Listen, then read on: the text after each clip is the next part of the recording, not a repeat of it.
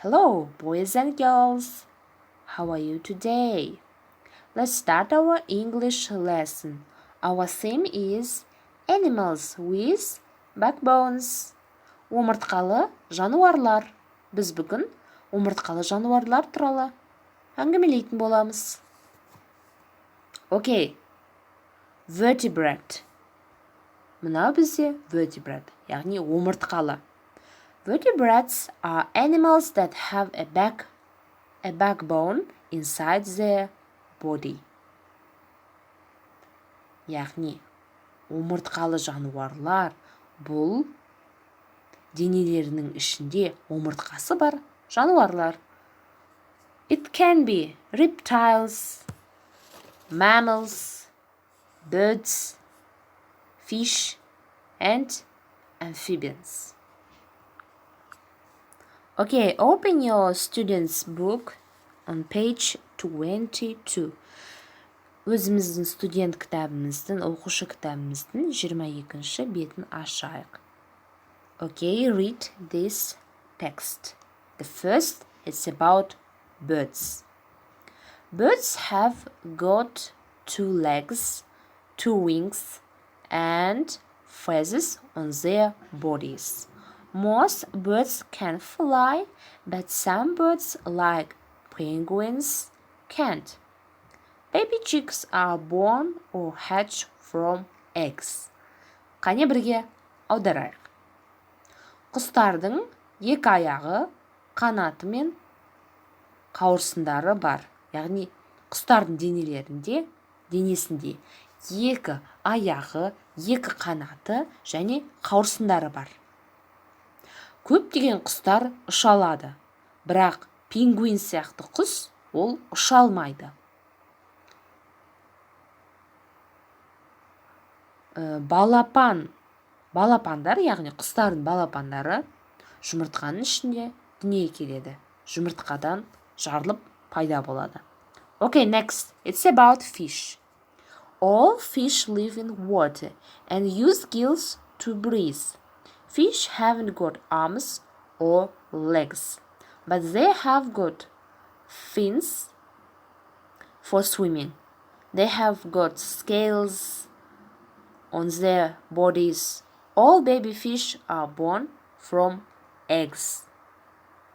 Барлық балықтар суда өмір сүреді. Және олар демалу үшін өздерінің желбезектерін қолданады.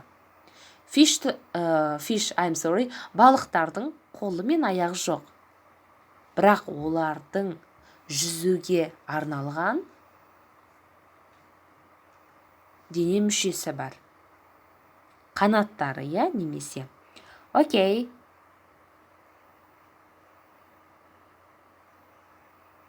Барлық бөпе немесе барлық балықтар жұмыртқадан дүниеге келеді. Бұларды яғни желбезектер арқылы демалады және сол арқылы жүзеді. Next, it is mammals. Mammals бұл бізде сүтқоректілер. Most mammals have got hair, skin, or fur on their bodies. Baby mammals are born from their mothers and drink milk. Some mammals live in water, but they breathe with lungs out of the water. Көптеген сүтқоректілерде шаш бар, денелерінде тері, немесе аң терісі бар. Бала сүтқоректілер өздерінің аналарынан туады және аналарынан сүт ішеді. Бірақ кейбір сүтқоректілер су ішінде де өмір сүреді. Олар арнайы өкпелер арқылы суда демалады. Okay, next, reptiles. Reptiles бұл бізде бауырмен жорғалаушылар. All reptiles except snakes have got 4 legs. Бауырмен жорғалаушылардың барлығында, жыландардан басқасында, барлығында 4 аяқ бар. They have also got scales and some like